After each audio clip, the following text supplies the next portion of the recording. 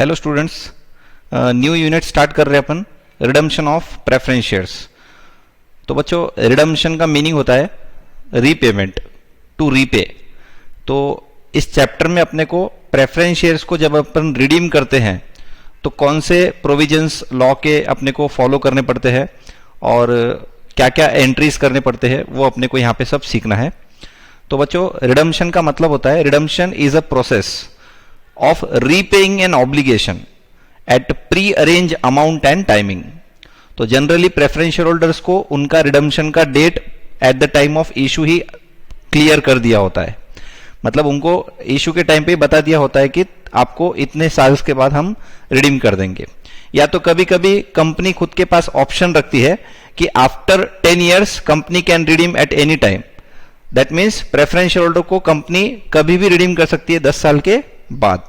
तो ऐसे भी प्रेफरेंस शेयर्स इशू करती है कंपनी, बट लॉ में ये भी क्लियरली दिया हुआ है कि company can not issue more than 20 years life of preference share. मतलब 20 years के पहले तो एक बार तो रिडीम करना ही पड़ता है प्रेफरेंस शेयर्स को। तो वो सब पॉइंट्स हो गए लॉ के। तो बच्चों, प्रेफरेंस शेयर्स को रिडीम करने के 3 मेथड है।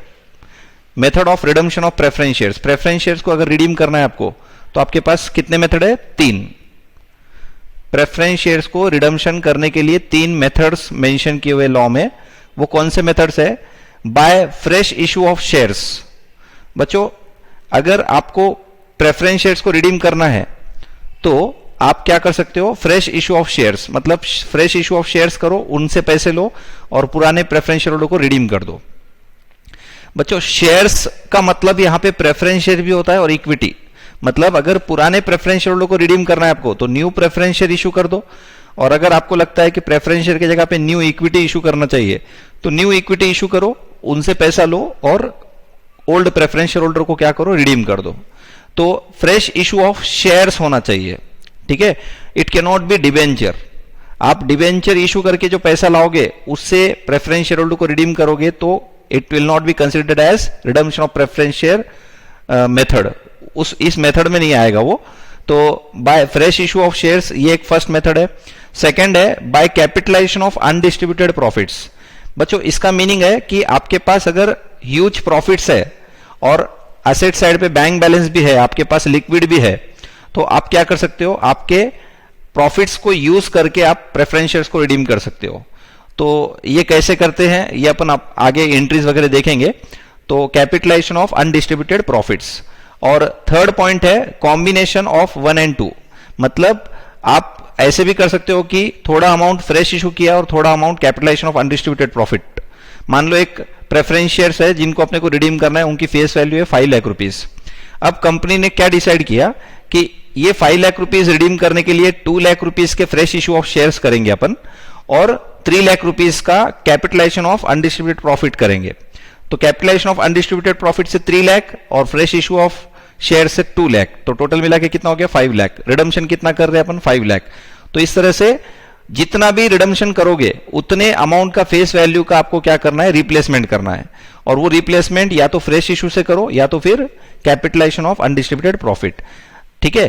और थर्ड ऑप्शन क्या है? कॉम्बिनेशन, ठीक है। 1 लाख 4 लाख, 3 लाख 2 लाख, 1.5 लाख 3.5 लाख। तो किसी भी कॉम्बिनेशन में आपको क्या करना है? ये दोनों मिला के क्या करना है? जितना भी कैपिटल आप रिडीम कर रहे हो उतना आपको क्या करना है? वापस रिप्लेस करना है, either by fresh issue of share or by capitalisation of undistributed profits, ठीक है। तो इसको मैं अभी यहां से आपको जब भी बोलूंगा कि रिडम्पशन करने के कितने मेथड है तो 3 मेथड है। या तो फ्रेश इशू, या तो प्रॉफिट से रिडीम करना, या तो combination of fresh issue and profits, ठीक है। तो प्रॉफिट से रिडीम करना भी एक ऑप्शन है, याद रखो। तो इसके एंट्रीज क्या होते हैं वगैरह वो अपन नीचे देखेंगे।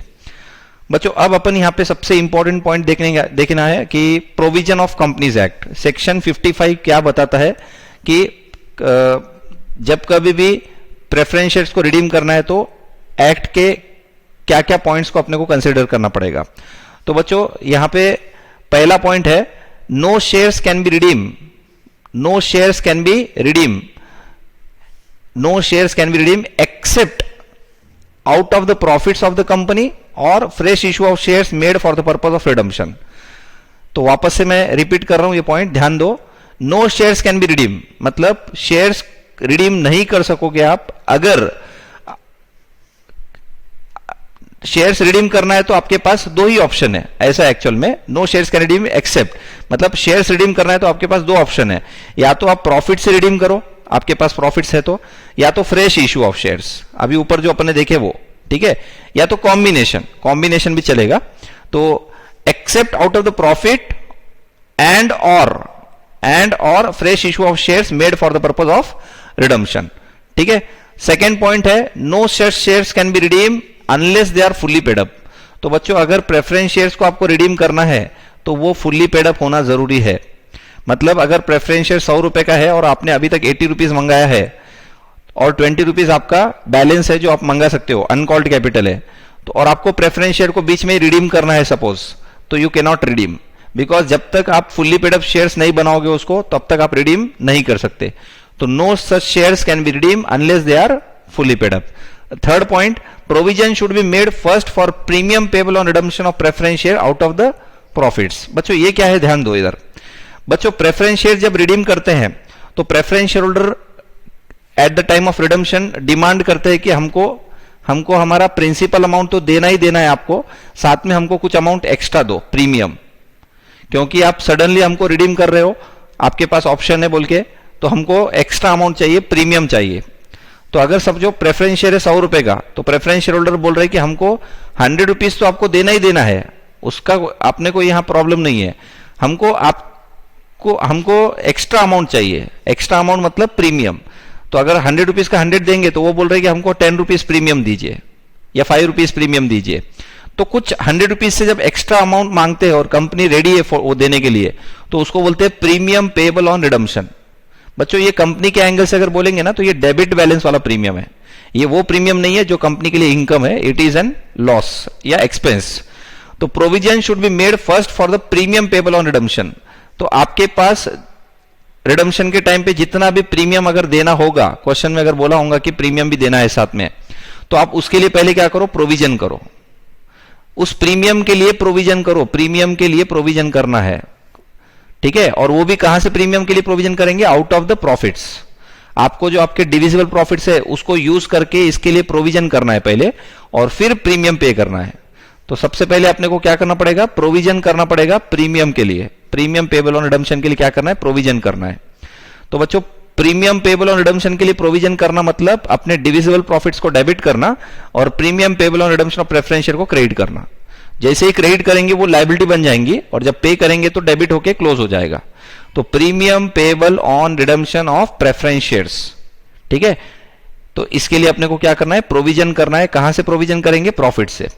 और फोर्थ पॉइंट है लॉ का, सेक्शन 55 का, create capital redemption reserve, CRR मतलब capital redemption reserve, to the extent of face value of preference share redeem out of the profits. तो बच्चों अपन जब रिडम्पशन करते तो रिडम्पशन करने के लिए अपने पास दो ऑप्शन है, दो बोलने के मैं बोलूंगा तीन, या तो प्रॉफिट से रिडीम करो, या तो फ्रेश इश्यू से करो, या तो कॉम्बिनेशन। तो बच्चों जितना भी आप रिडम्पशन प्रॉफिट से करोगे, ध्यान से सुनो, यहां पे बहुत इंपॉर्टेंट पॉइंट है ये, पूरे चैप्टर का सबसे इंपॉर्टेंट पॉइंट यही है कि जितना भी रिडम्पशन आप प्रॉफिट से करोगे, जितना भी रिडम्पशन आप प्रॉफिट से करोगे, उतने अमाउंट का आपको क्या करना है, सीआरआर क्रिएट करना है, capital redemption reserve. Capital redemption reserve एक बार क्रिएट हो गया ना, तो फिर इसका यूज सिर्फ fully paid up bonus shares देने के लिए ही हो सकता है। कैपिटल रिडम्पशन रिजर्व का use only for payment off fully paid up bonus shares. Fully paid up bonus shares जब इक्विटी शेयरहोल्डर को आगे जाके फ्यूचर में अपने को देना रहा, तो अपन पूरा का पूरा कैपिटल रिडम्पशन रिजर्व का यूज कर सकते हैं, ठीक है। तो कैपिटल रिडम्पशन रिजर्व क्रिएट करना पड़ेगा आपको, जितने अमाउंट का रिडम्पशन आप फेस वैल्यू से कर रहे हो, किससे कर रहे हो, प्रॉफिट से कर रहे हो। तो create capital redemption reserve to the extent of face value of preference shares redeem out of the profits, ठीक है। फ्रेश इशू के लिए नहीं है ये पॉइंट। सीआरआर फ्रेश इशू कर रहे तो सीआरआर क्रिएट करने की जरूरत नहीं है, बिकॉज अगर बैलेंस शीट में, यहां पे ध्यान दो सब जन, सपोज एक कंपनी की बैलेंस शीट है ये, ठीक है। इस बैलेंस शीट में कंपनी के प्रेफरेंस शेयर कैपिटल है कितने के, 5 लाख रुपए के, ठीक है। और कंपनी के रिजर्व एंड सरप्लस में general reserve P and L account balance है 3 लाख रुपए, ठीक है। अब कंपनी को प्रेफरेंस शेयर्स रिडीम करना है, तो लॉ क्या बोलता है कि 5 लाख रुपीस अगर आप रिडीम कर रहे हो तो आपको 5 लाख रुपीस लाइबिलिटी पे कुछ ना कुछ लेके आना है, 5 लाख रुपीस रिप्लेस करना है उसको। तो मैं प्रेफरेंस शेयर कैपिटल को रिडीम कर दूंगा तो यहां से preference share capital liability side से हट जाएगा। सपोज मैंने 2 लाख रुपीस का इक्विटी शेयर इशू किया, फ्रेश इक्विटी शेयर, तो इक्विटी शेयर कैपिटल 2 लाख से प्लस हो जाएगा, 5 लाख रुपीस से ये माइनस हो जाएगा प्रेफरेंस शेयर कैपिटल। और रिजर्व एंड सरप्लस में से क्या करना है आपको, 3 लाख रुपीस लेस करना है, यहां से 3 लाख रुपीस लेस करना है और सीआरआर क्रिएट करना है, कैपिटल रिडम्पशन रिजर्व क्रिएट करना है 3 लाख रुपीस का, ठीक है। 3 लाख रुपीस का आपको क्या करना, क्योंकि आप डिविजिबल प्रॉफिट का यूज कर रहे हो, तो डिविजिबल प्रॉफिट का आप यूज कर रहे हो तो इसका मतलब आपको सीआरआर क्रिएट करना पड़ेगा। फ्रेश इशू के लिए सीआरआर क्रिएट नहीं करना है, ओनली डिविजिबल प्रॉफिट के लिए। तो जितना भी डिविजिबल प्रॉफिट यूज करोगे आप, उतने अमाउंट का आपको क्या करना है, सीआरआर को क्या करना है, क्रेडिट करना है। तो सीआरआर क्रिएट करोगे, ठीक है, but only to the extent of face value, ये भी इंपॉर्टेंट है। फेस वैल्यू के उतना ही क्या करना है आपको, जितना भी रिडम्पशन प्रॉफिट से हो रहा है फेस वैल्यू के उतना आपको क्या करना है, सीआरआर क्रिएट करना है। तो एक बार वापस से रिपीट कर लेंगे, section 55 of Companies Act, what are the provisions regarding the redemption of preference shares? First is no shares can be redeemed except out of the profit of the company and or fresh issue of shares made for the purpose of redemption, ठीक है ना। मतलब profit से redeem करो या तो fresh issue of share से redeem करो, आइदर प्रेफरेंस शेयर और इक्विटी शेयर या कॉम्बिनेशन ऑफ बोथ। उसके बाद सेकंड पॉइंट देखे अपने, no such shares can be redeem except out of no such shares can be redeem unless they are fully paid up. मतलब preference shares को redeem करना है तो वो फुली पेड अप होना कंपलसरी है।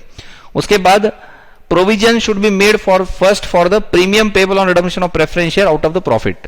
पहले क्या करो, सबसे पहले जो तुम प्रीमियम पे कर रहे हो प्रेफरेंस शेयर होल्डर को, या फिर तुम एग्री हो गए प्रेफरेंस शेयर होल्डर को प्रीमियम देने के लिए, तो उस प्रीमियम के लिए आपको क्या करना है, प्रोविजन करना है, बिकॉज वो कंपनी के लिए लॉस है और उस लॉस को आपको क्या करना है, पहले आपके डिविजिबल प्रॉफिट का यूज करके आपको उसके लिए प्रोविजन करना है, ठीक है। तो प्रोविजन करना मतलब premium payable on redemption credit हो जाएगा लाइबिलिटी क्रिएट करने के लिए, और प्रॉफिट्स डेबिट हो जाएंगे, अपने general reserve P and L account balance जो भी अपने फ्री रिजर्व से वो डेबिट हो जाएंगे।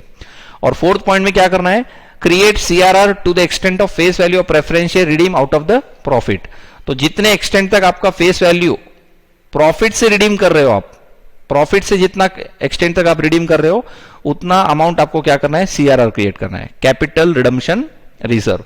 और बच्चों कैपिटल रिडम्पशन रिजर्व का एक ही यूज है, एक बार कैपिटल रिडम्पशन रिजर्व बन गया ना तो उसके बाद आपको उसको सिर्फ fully paid up bonus shares देने के लिए यूज करना है, ठीक है। तो कैपिटल रिडम्पशन रिजर्व एक बार बन गया, उसके बाद में उसको fully paid up bonus shares देने के लिए यूज करना है आपको, ठीक है। चलो उसके बाद अब अपन देखेंगे एंट्रीज क्या होंगे। लॉ के प्रोविजंस तो देख लिए अपन ने, बट अब एंट्रीज क्या होंगे, flow of accounting entries of redemption. मतलब आपको अकाउंटिंग एंट्रीज करते हुए कौन से एंट्री स्टार्टिंग में करना है और बाद में कौन से एंट्री करना है। तो सबसे पहले provision for premium payable on redemption of preference share. अगर क्वेश्चन में कुछ प्रीमियम देने की बात चालू है, क्वेश्चन में अगर कुछ प्रीमियम देने के बारे में कुछ बोला है तो आपको उसके लिए पहले क्या करना है, प्रोविजन करना है। तो प्रोविजन करना है मतलब क्या है, सिंपल, आपके प्रॉफिट्स को आप क्या करो, डेबिट कर लो, जिससे प्रॉफिट्स कम हो जाएंगे, और premium payable on redemption of preference share को क्रेडिट कर लो। तो एंट्री क्या हो रही है, देखो, general reserve account debit, profit and loss account debit, दोनों में से जो भी लगता है वो यूज कर लो या दोनों भी यूज कर सकते हो। मान लो प्रीमियम देना है 50,000, जनरल रिजर्व में 20,000 है, पी एंड एल अकाउंट में इनफ बैलेंस है, तो अपन जनरल रिजर्व को पहले पूरा यूज कर लेंगे, फिर पी एंड एल अकाउंट में से ले लेंगे, ठीक है। तो general reserve account debit, profit and loss account debit to premium payable on redemption of preference shares. तो कोई भी डिविजिबल प्रॉफिट आप डेबिट कर सकते हो, any divisible profit account debit to premium payable on redemption of preference shares.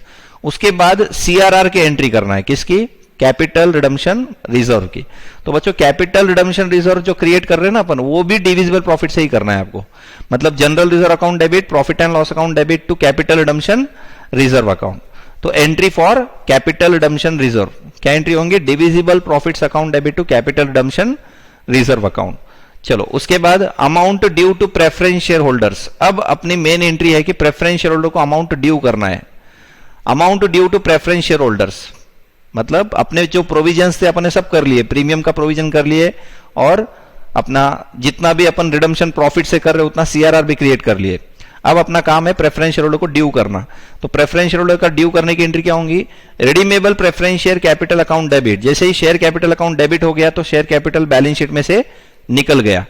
Premium payable on redemption of preference shares, बच्चों ऊपर अपन ने फर्स्ट एंट्री में क्रेडिट किए थे premium payable on redemption of preference shares, तो ये क्रेडिट, और नीचे अभी थर्ड एंट्री में अपन क्या करेंगे, डेबिट, तो ऑटोमेटिकली ये कट हो जाएगा। Premium payable on redemption of preference shares account debit to preference share holder account. Preference share holder account, ये ड्यू की एंट्री है ना, तो इसके लिए बैंक वगैरह नहीं है इसके अंदर, ड्यू की एंट्री है। तो क्या करना है, capital account debit, premium account debit, capital account debit, premium account debit, premium payable on redemption of preference share account debit to preference share holder account. बच्चों ये प्रेफरेंस शेयर होल्डर की जगह कभी कभी प्रेफरेंस शेयर रिडम्पशन अकाउंट भी आता है, preference shares redemption account. ठीक है, तो कंफ्यूज मत होना, रिडम्पशन अकाउंट वर्ड यूज करो या preference share holder account use करो, एक ही बात है, प्रेफरेंस शेयर रिडम्पशन अकाउंट। ठीक है, और फिर फोर्थ नंबर की entry payment to preference share holders. Payment to preference share holder की एंट्री है preference share holder account debit to bank account. इस तरह से प्रेफरेंस शेयर होल्डर्स आप रिडीम कर दोगे। ठीक है, विथ प्रीमियम। मान लो 100 रुपीज अपना प्रेफरेंस शेयर का फेस वैल्यू है और 10 रुपए प्रीमियम देने की बात करें तो ये लास्ट वाली जो एंट्री होंगी ना वो 110 रुपए की होंगी, 110 रुपीज की। ठीक है ना। थर्ड नंबर की एंट्री में क्या होगा, redeemable preference share capital 100, premium payable और redemption of preference share 10 rupees to preference share holder account 110, और फिर 110 यहां पे डेबिट हो गया तो ये कैंसिल हो जाता, preference share holder account debit to bank account. ठीक है ना। तो इस तरह से 4 एंट्री आपको समझना है जो अपने को रिडम्पशन के लिए करना है। मैं अभी फिलहाल में रिडम्पशन की एंट्रीज ही बताया, फ्रेश इशू ऑफ शेयर्स की एंट्री अपन ने 12th में सीखी है और फाउंडेशन में भी सीखी है।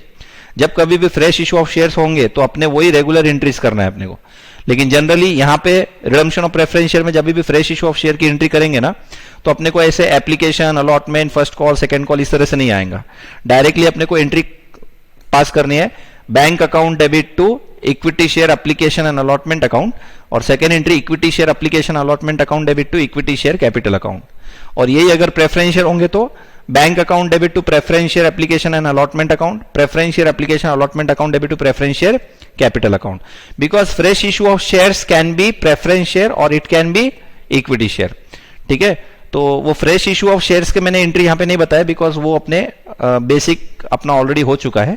यहां पे अपने को जो मेन एंट्रीज सीखने थे वो थे रिडम्पशन के टाइम पे कौन से एंट्रीज करने हैं अपने को, कौन से एंट्रीज का कैसे फ्लो रहेगा। सबसे पहले आपको प्रीमियम के लिए प्रोविजन करना है, उसके बाद अगर सीआरआर बनता है तो सीआरआर क्रिएट करना है, जरूरत है तो, क्योंकि कभी कभी क्या होता है पूरा का पूरा रिडम्पशन जो है फ्रेश इशू से हो जाता है। मतलब मुझे 5 लाख रुपए रिडीम करना है प्रेफरेंस शेयर्स, उतने अमाउंट का ही 5 लाख रुपए इसका फ्रेश इशू ऑफ शेयर किया हुआ था, तो 5 लाख रुपए का फ्रेश इशू है, 5 लाख रुपए के प्रेफरेंस शेयर रिडीम कर रहे तो सीआरआर क्रिएट करने की जरूरत नहीं पड़ेगी। वहां पे सीआरआर तभी क्रिएट करना है जब अपने को रिडम्पशन जितना भी करना है, face value of preference share to be redeem minus fresh issue of shares, if there is any balance then that amount should be created as CRR. तो सीआरआर क्रिएट करने के लिए और प्रीमियम के लिए एंट्री सेम है, खाली credit का अकाउंट अलग हो रहा है। General reserve P and L account debit, general reserve P and L account debit, मतलब आपको डिविजिबल प्रॉफिट्स को डेबिट करना है दोनों के लिए। प्रीमियम होगा तो प्रीमियम लिख दो, कैपिटल रिडम्पशन रिजर्व क्रिएट करना है तो कैपिटल रिडम्पशन रिजर्व क्रिएट कर लो। ठीक है। और बच्चों ये जो एंट्रीज पास कर रहे हैं ना अपन, ये सब किस लिए कर रहे पता है क्या, अपने जो क्रेडिटर्स होते हैं उनकी सिक्योरिटी वापस लाने के लिए। इसका मीनिंग क्या है, क्रेडिटर्स की सिक्योरिटी वापस लाना मतलब क्या होता है, ध्यान दो इधर बच्चों। कंपनी आज बहुत स्ट्रांग पोजीशन में, बहुत अच्छे पोजीशन में है, इसके लिए प्रेफरेंस शेयर होल्डर को बोल रही है कि आ जाओ आपके पैसे लेके जाओ। ठीक है, लेकिन कोई भी कंपनी या कोई भी बिजनेस का सडनली अगर कोई एक गलत डिसीजन की वजह से बिजनेस में बहुत बड़ा लॉस हो गया और कंपनी बंद होने की पोजीशन में आ गई, क्योंकि ऐसा नहीं है कि एक कंपनी अभी स्ट्रांग है तो उसको बंद होने के लिए 15-20 साल 100 साल ऐसे लगेंगे, ऐसा कुछ नहीं है। मतलब एक आधी कंपनी को सडनली 8 दिन में इतने बड़े लॉसेस हो सकते हैं कि वो बंद होने की पोजीशन में आ जाए। ठीक है ना। तो आज मुझे क्या बोलना है, डिबेंचर होल्डर्स, बैंक लोन, ये जो लोग हैं डिबेंचर होल्डर्स, बैंक लोन, उसके बाद में प्रेफरेंस शेयर होल्डर्स, उसके बाद में इक्विटी शेयर होल्डर्स, बच्चों अपन जब लिक्विडेशन करते तो मुझे बोलो सबसे पहले पेमेंट किसका होता है? सबसे पहले इन चारों में से अगर बोलेंगे तो डिबेंचर होल्डर बैंक लोन का पहले पैसे देते हैं अपन, उसके बाद प्रेफरेंस होल्डर लेते, एकदम एंड में इक्विटी शेयर होल्डर लेते हैं, ठीक है ना। तो आप क्या कर रहे हो, प्रेफरेंस शेयर होल्डर को बोल रहे हो कि आप आ जाओ और आपका पेमेंट ले लो, मतलब प्रेफरेंस शेयर होल्डर को आप रिडीम कर दे रहे हो, बाद में वो कोई आने वाले नहीं, अपने पास कुछ नहीं, कंपनी एक बार पैसा दे दी तो प्रेफरेंस शेयर होल्डर चले जाएंगे। अब ये डिबेंचर होल्डर और बैंक लोन वाले क्या बोल रहे हैं कि आप आज कंपनी की पोजीशन बहुत अच्छी है, आप क्या कर रहे हो, हमारे पीछे जो लोग हैं खड़े वाले जिनको पेमेंट बाद में मिलना चाहिए, उनको आप सामने बुला के आप उनको पहले पैसे दे रहे हो, तो कहीं ना कहीं हमारी सिक्योरिटी क्या हो रही है, कम हो जा रही है, हमारी सिक्योरिटी रिड्यूस हो रही है। तो ये जो एंट्रीज अपन पास कर रहे हैं ना, इनका ऑब्जेक्ट क्या है कि डिबेंचर होल्डर को और बैंक वालों को ये इंश्योर करवाना कि आपकी सिक्योरिटी हम कम नहीं कर रहे। आपको अगर लग रहा है कि हम पीछे वाले को बुला के सामने से रिडीम कर दे रहे, मतलब सामने बुला के उनको रिडीम कर दे रहे, तो हम जितना अमाउंट का आपको रिडीम कर रहे उतने अमाउंट का हम क्या कर रहे, बैलेंस शीट में लायबिलिटी पे दूसरे कोई अकाउंट क्रिएट कर दे रहे, या तो फ्रेश इशू ऑफ शेयर से कर रहे हैं रिडम्पशन हम, या तो फिर हम सीआरआर क्रिएट कर दे रहे। तो इनकी सिक्योरिटी वापस लाना है, ये ऑब्जेक्ट से अपन ये सब कर रहे हैं एंट्रीज, ठीक है। डिबेंचर होल्डर और बैंक लोन जो है ना, इन लोगों की सिक्योरिटी वैसे ही वापस से रहना, मतलब इनको जब समझो एक एग्जांपल, डिबेंचर होल्डर ने 1 लाख रुपए सपोज कंपनी को दिए हुए, तो डिबेंचर होल्डर जब 1 लाख रुपए दिए तो उन्होंने क्या देखा कि प्रेफरेंस शेयर 5 लाख के है, इक्विटी शेयर 10 लाख के है, मतलब मेरे 1 लाख के पीछे 15 लाख रुपए जो है शेयर होल्डर लेने वाले हैं, तो मेरे 1 लाख रुपए तो मुझे कभी भी मिल जाएंगे, मतलब कंपनी की इतनी खराब पोजीशन में नहीं होंगे कि कंपनी के 15 लाख प्लस ये 1 लाख 16 लाख का पूरा नुकसान हो जाएगा। तो डिबेंचर होल्डर को क्या सोच के डिबेंचर होल्डर ने 1 लाख रुपए दिया कि हमारी सिक्योरिटी बहुत ज्यादा है, क्योंकि हमारे पीछे खड़े रहने वाले लोग बहुत है eight the time of liquidation. तो डिबेंचर होल्डर ने 1 लाख रुपए दे दिया। अब क्या हो रहा है, कंपनी सडनली 5 लाख रुपए सामने बुला के प्रेफरेंस होल्डर को पे कर दे रही है, तो कहीं ना कहीं डिबेंचर होल्डर को अब डर लग रहा है कि भाई हमारे पीछे 15 लाख रुपए थे, अब 10 ही लाख रुपए है, इक्विटी शेयर होल्डर के अलावा कोई नहीं है अब। तो ये नहीं होना है बोल के अपन क्या कर रहे हैं यहाँ पे, ये जो एंट्रीज पास करके उनको क्या कर रहे हैं, प्रोविजन करके दे रहे हैं। मतलब अब डिबेंचर होल्डर को कोई प्रॉब्लम नहीं है अगर इस तरह से एंट्रीज पास हो रहे जिसमें सीआरआर क्रिएट हो जा रहा है, उसके बाद में फ्रेश इशू ऑफ शेयर्स की वजह से रिडम्पशन हो रहा है, तो डिबेंचर होल्डर बोलेंगे हमको कोई प्रॉब्लम नहीं है, ठीक है। तो ये 4 एंट्री याद रखो। सबसे पहले क्या किया अपन ने, प्रोविजन। किसका provision, premium, premium payable on redemption of preference share का प्रोविजन। कहां से होता है प्रोविजन, डिविजिबल प्रॉफिट से। क्या एंट्री होंगी, divisible profits account debit to premium payable on redemption of preference shares. उसके बाद entry for CRR. CRR create तभी करना है जब फ्रेश इशू आप अगर कम कर रहे हो और रिडम्पशन ऑफ प्रेफरेंस शेयर का अमाउंट ज्यादा है, मान लो face value of preference share redeem करना है 10 लाख रुपए और आप फ्रेश इशू कर रहे हो 5 लाख रुपए, तो आपको सीआरआर क्रिएट करना पड़ेगा 5 लाख रुपए का, क्योंकि दोनों का टोटल 10 लाख रुपीस मिनिमम चाहिए। ज्यादा हुआ तो चलता 10 लाख से, 10 लाख से कम नहीं चाहिए, 10 लाख मिनिमम चाहिए। तो 5 लाख रुपए का फ्रेश इशू है तो 5 लाख रुपए का सीआरआर क्रिएट करना ही पड़ेगा। तो एंट्री क्या होंगी, divisible profits account debit to capital redemption reserve account. चलो उसके बाद amount due to preference share holders, amount due to preference share holders on redemption.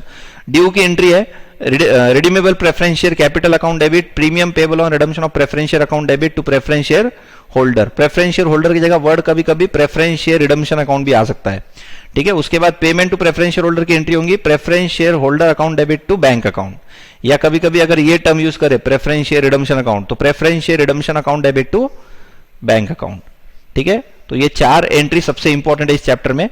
चलो उसके बाद मैं यहाँ पे जो सीआरआर क्रिएट करना है उसका मैं आपको एक कैलकुलेशन बता रहा हूं जो ध्यान में रखना है कि जब कभी भी आपको सीआरआर कैलकुलेट करना पड़ेगा तो आपको इस तरह से 3 स्टेप फॉलो करने हैं। Total face value of preference share to be redeem, total face value of preference share to be redeem, जो भी अमाउंट है लिख दो। Point number B, less face value of fresh issue, face value of fresh issue of equity shares less कर दो। तो यहां जो भी अमाउंट रहेगा उसमें से ये लेस करने के बाद अगर यहां पॉजिटिव अमाउंट आता है तो उतने अमाउंट का आपको सीआरआर क्रिएट करना है। ये 0 आता है तो कुछ करने की जरूरत नहीं है, निगेटिव आता है तो भी कुछ करने की जरूरत नहीं है। मान लो फ्रेश इशू अपने 6 लाख का किए और total face value of preference share capital to be redeem is 5 lakh, तो 5 लाख माइनस 6 लाख माइनस 1 लाख आ रहा है, तो सीआरआर क्रिएट करने की जरूरत ही नहीं है, ऑलरेडी अपने फ्रेश इशू ज्यादा कर दिया, ठीक है, 6 लाख रुपए लोगों से फ्रेश इशू करके अपने लिए, उसमें से 5 लाख रुपए मैं एग्जिस्टिंग प्रेफरेंस शेयर होल्डर को रिडीम कर रहा हूं, तो डिबेंचर होल्डर तो खुश हो जाएंगे। वो बोलेंगे पहले तो हमारे पीछे मांगने वाले लोग 15 लाख थे, अब तो 16 लाख हो गए, क्योंकि आप पीछे से ही क्या कर रहे हो, 5 लाख रुपए वाले को सामने बुला के दे रहे हो और पीछे 6 लाख रुपए के नए इक्विटी या प्रेफरेंस शेयर क्रिएट कर रहे हो। तो डिबेंचर होल्डर को सिक्योरिटी का कोई प्रॉब्लम नहीं है, डिबेंचर होल्डर की सिक्योरिटी और इंक्रीज हो जाएगी और बढ़ जाएगी। ठीक है, तो ये एक पॉइंट है जो इंपॉर्टेंट है, हर क्वेश्चन में अपने को चेक करना है। क्या? Calculation of CRR, calculation of CRR. ठीक है, चलो अब अपन इंस्टीट्यूट के जो मॉड्यूल है उसमें कुछ एंट्रीज दिए हुए वो भी देख लेते हैं एक बार। New shares are issued at par, अगर नए शेयर्स पार पे इशू कर रहे तो यहां पे इन्होंने application and allotment account term use नहीं किया, डायरेक्ट एंट्री पास की है, bank account debit to share capital account. ठीक है, न्यू शेयर्स प्रेफरेंस भी हो सकता है, इक्विटी भी हो सकता है, तो bank account debit to preference share capital या bank account debit to equity share capital. उसके बाद में अगर न्यू शेयर्स प्रीमियम पे इशू करे तो क्या एंट्री होंगे? Bank account debit to share capital to security premium. बच्चों यहां पे ये अल्टीमेट एंट्री पास कर रहा है, एक्चुअली 2 एंट्री होने चाहिए, एप्लीकेशन एंड अलॉटमेंट अकाउंट और उसके बाद में application allotment transfer to share capital. ठीक है, तो यहां पे अल्टीमेट एंट्री बता रहा है अपने को। When preference shares are redeem at par, preference share holder को अगर रिडीम एट पार कर रहे हो तो एंट्री बहुत सिंपल है, redeemable preference share capital account debit to preference share holder account, और फिर पेमेंट की एंट्री होगी preference share holder account debit to bank account. मतलब प्रीमियम वगैरह कुछ नहीं पे कर रहे अपन, रिडम्पशन तो कर रहे प्रेफरेंस शेयर होल्डर का, लेकिन उनको प्रीमियम वगैरह कभी कुछ नहीं दे रहे अपन, तो यहां पे एंट्री ये होंगी। When preference shares are redeem at premium, at par की जगह at premium, preference share capital account debit, redeemable preference share capital account debit, premium payable on redemption of preference share account debit to preference share holder, और फिर payment की entry क्या है देखो, if when payment is made to preference share holder account debit to bank account. ठीक है, for adjustment of premium on redemption, ये जो एंट्री मैंने स्टार्टिंग में बताई थी आपको, सबसे पहले एंट्री क्या करनी है, provision for premium payable on redemption, तो ये एंट्री उन्हें यहां बता रहे। Profit and loss account debit to premium payable on redemption of preference share, it can be general reserve also or any free reserve, any free reserve. ठीक है, तो free reserve account debit to premium payable on redemption of preference shares. तो बच्चों अब अपन यहां पे illustration number 1 देखेंगे। Hinduja company limited had 5008% redeemable preference share of 100 each. Hinduja company limited के 5008% redeemable preference share of 100 each fully paid up. The company decided to redeem this preference shares at par, क्योंकि starting question है तो उन्होंने ज्यादा confuse करने के लिए points नहीं दिए। एट पार अपन क्या करना है, रिडीम करना है by the issue of sufficient number of equity share of 10 each fully paid up at par. तो बच्चों यहां पे पूरा का पूरा रिडम्पशन अपन क्या करेंगे, फ्रेश इशू से करने वाले हैं, पूरा का पूरा रिडम्पशन फ्रेश इशू से करने वाले, बिकॉज देखो यहां वर्डिंग देखो, द कंपनी डिसाइडेड, क्या डिसाइड की कंपनी ने, to redeem this preference shares at par by the issue of sufficient number of equity shares, sufficient number of equity share of 10 each fully paid up at par. You are required to pass necessary journal entries including cash transaction in the books of the company. तो बच्चों यहां पे अपने को CRR create करने की जरूरत नहीं है, बिकॉज पूरे के पूरे अपन क्या करेंगे, फ्रेश इशू ऑफ शेयर्स करेंगे, और वो भी एट पार, 10 रुपए का शेयर रहेगा, एट पार इशू करना है अपने को। तो अपने को पहले तो ये चेक करना है कि फ्रेश रिडम्पशन कितने प्रेफरेंस शेयर का करना है। तो 5000 शेयर 100 रुपए का कितना होता है, 5000 इंटू 100 कितना हो जाएगा, 5 लाख रुपीज। तो 5 लाख रुपए का अपने को क्या करना है, प्रेफरेंस शेयर रिडीम करना है। तो पहले मुझे 5 लाख रुपए के इक्विटी शेयर इशू करने पड़ेंगे। तो बच्चों एंट्री बहुत सिंपल है, bank account debit to equity share capital, bank account debit to equity share capital 5 lakh, मतलब अल्टीमेट एंट्री पास कर ली इन्होंने। एक्चुअली 2 एंट्री करने पड़ते हैं, bank account debit to equity share application and allotment account, equity share application and allotment account debit to equity share capital account. But क्योंकि ये chapter का object issue of shares के entry करना ये नहीं है, तो इसके लिए इन्होंने डायरेक्ट एंट्री पास की है, bank account debit to equity share capital. और फिर ड्यू करना है प्रेफरेंस शेयर होल्डर को, प्रेफरेंस शेयर होल्डर को आप ड्यू कर दो। CRR क्रिएट करने की जरूरत नहीं है, प्रीमियम पे रिडीम नहीं कर रहे अपन, प्रीमियम पे कहां रिडीम कर रहे हैं। ठीक है, तो प्रेफरेंस शेयर होल्डर को ड्यू करना है। ड्यू की एंट्री क्या होंगी, 8% redeemable preference share capital account debit जो क्वेश्चन में दिया है वो पूरा लिख दो। 8% redeemable preference share capital account debit 5 lakh to preference share holder account 5 lakh, और फिर पेमेंट की entry, preference share holder account debit to bank account payment. Payment की एंट्री क्या होंगी? Preference share holder account debit to bank account 5 lakh. ठीक है, तो बहुत सिंपल है। पहला क्वेश्चन इतना सिंपल है कि इसमें कुछ भी नहीं दिया, न तो प्रीमियम दिया, न प्रेफरेंस शेयर रिडम्पशन करते वक्त फिर फ्रेश इशू ऑफ शेयर और सीआरआर क्रिएट करना पड़ा, ऐसा कुछ है? कुछ भी नहीं है। मतलब सिंपल क्वेश्चन एकदम, जिसमें प्रेफरेंस शेयर्स है फुल्ली पेड अप वाले, और कंपनी ने डिसाइड किया कि पूरे के पूरे फ्रेश इशू करना है। फ्रेश इशू से जो पैसा आएगा वो अपने को रिडीम करने के लिए यूज करना है। ठीक है, तो एकदम simple entries. Fresh issue of share की एंट्री की अपन ने, फिर प्रेफरेंस शेयर होल्डर को ड्यू करे और प्रेफरेंस शेयर होल्डर से फिर बाद में पेमेंट कर दिया प्रेफरेंस शेयर होल्डर को। चलो next, illustration number 2। C limited had 10% redeemable preference share of 100 each, 10% redeemable preference share of 100 each, fully paid up. ठीक है, the company decided to redeem this preference share at par. At par मतलब वापस से premium payable on redemption of preference share नहीं है। ठीक है, by issue of sufficient number of equity share of 10 each at a premium of 2 per share. ठीक है, ₹2 premium पे फ्रेश इशू हो रहा है as fully paid up. You are required to pass necessary generalities including cash transaction in the books of the company. तो बच्चों अब अपने को 10,000 प्रेफरेंस शेयर्स है 100 रुपीज के, मतलब टोटल अमाउंट कितना हो जाएगा? 10 लाख रुपीज डिवाइड बाय, बच्चों fresh issue of equity share जो कर रहे हैं अपन, sufficient number of equity share of 10 each at a premium of 2 per share. तो बच्चों अब क्वेश्चन है कि डिवाइड बाय में क्या करना है? 10 करना, ₹10 का एक शेयर है बोल के, या 12 रुपीज करना? क्या करना चाहिए बोलिए? 10 करना चाहिए, 12 करना चाहिए डिवाइड बाय में? बच्चों अगर 12 करोगे ना तो लॉ के जो प्रोविजंस है वो ब्रेक होते हैं, मतलब आप लॉ के प्रोविजंस फॉलो नहीं कर रहे हो, ऐसा होता है। क्यों? उसका रीजन क्या है? अगर आप डिवाइड बाय 12 करोगे तो नंबर ऑफ शेयर्स रिड्यूस हो जाएंगे। 10 करोगे, 10 करोगे तो कितना आएगा? 1 लाख शेयर, लेकिन डिवाइड बाय 12 करोगे तो आपके आंसर चेंज हो जाएगा, मतलब नंबर ऑफ शेयर्स रिड्यूस हो जाएंगे।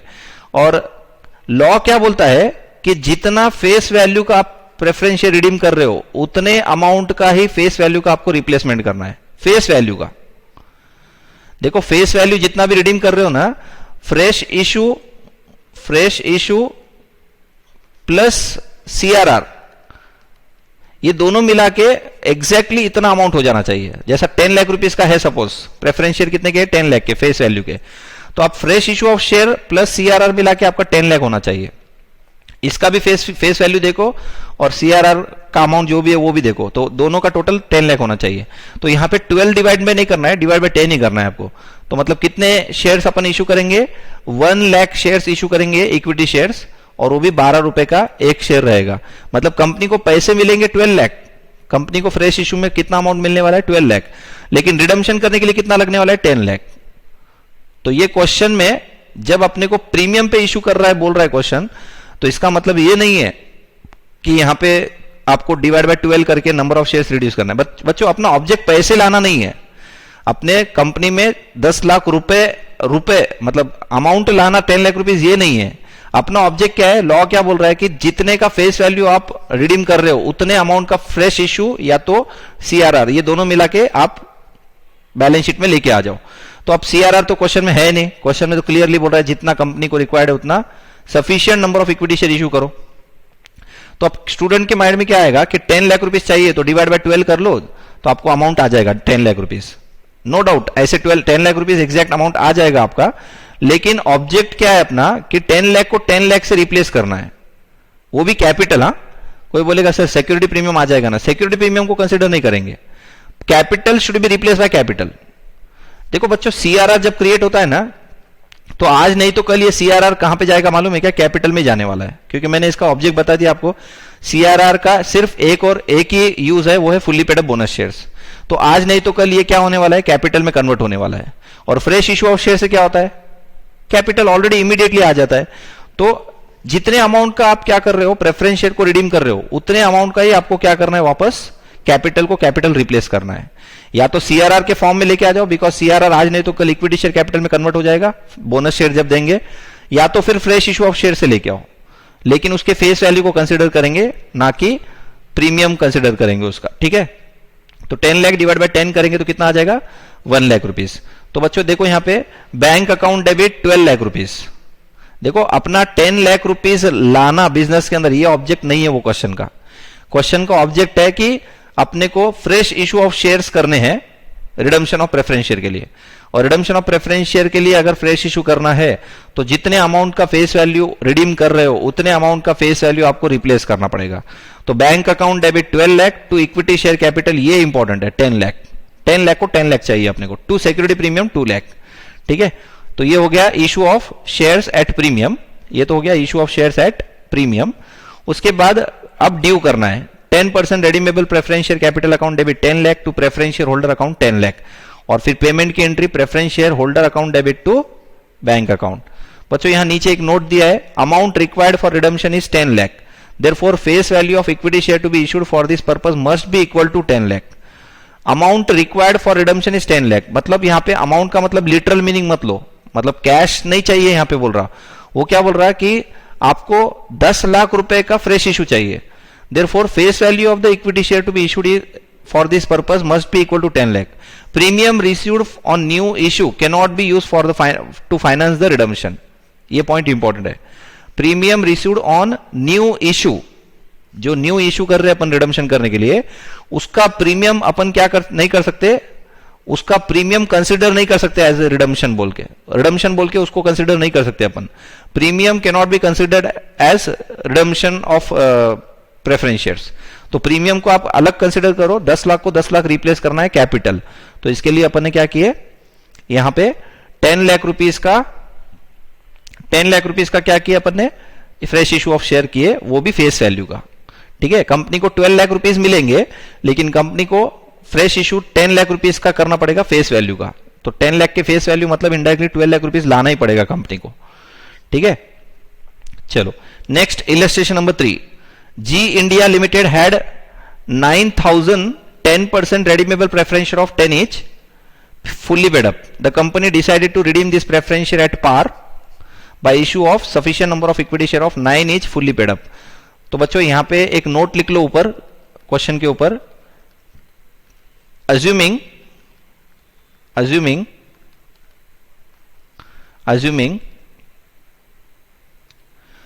face value of equity share, assuming face value of equity shares is ₹9। ठीक है, फेस वैल्यू यहां पे 9 रुपए है, ऐसा अपन अज्यूम करेंगे। डिस्काउंट पे तो देना अलाउड नहीं है, तो इसके हिसाब से यहां पे issue of sufficient number of equity share of 9 each fully paid up. You are required to pass necessary journalities including cash transaction in the books of the company. तो बच्चों अभी 9,000 redeemable preference share, 10% redeemable preference share of 10 each, तो मतलब 9,000 into 10 कितना हो गया, 90,000। तो 90,000 rupees का आपको क्या करना है, फेस वैल्यू रिडम्पशन करना है, face value of preference share, और आपको उतने ही अमाउंट का इक्विटी शेयर भी लाना पड़ेगा fully paid up. The company decided to redeem this preference share at par by issue of sufficient number of equity share of 9 each fully paid up. तो simple है, डिवाइड बाय 9 कर दो, face value 9 रुपए अपन assume लिख दिया ऊपर, divide by 9 कर देंगे तो कितना आ जाएगा, 10,000 शेयर्स। तो डिवाइड बाय 9 करने का 10,000 शेयर्स, राइट। तो bank account debit 90,000 to equity share capital, ये हो गया fresh issue. Bank account debit to equity share capital 90,000। उसके बाद प्रेफरेंस शेयर होल्डर को ड्यू कर दो, 10% redeemable preference share capital account debit 90,000 to preference share holder account 90,000, और फिर preference share holder account debit to bank account 90,000। ठीक है, तो ये क्वेश्चन एकदम सेम है इलस्ट्रेशन नंबर 2 के वैसा। ठीक है, चलो उसके आगे अभी नेक्स्ट पॉइंट जो है वो है calculation of minimum fresh issue of shares.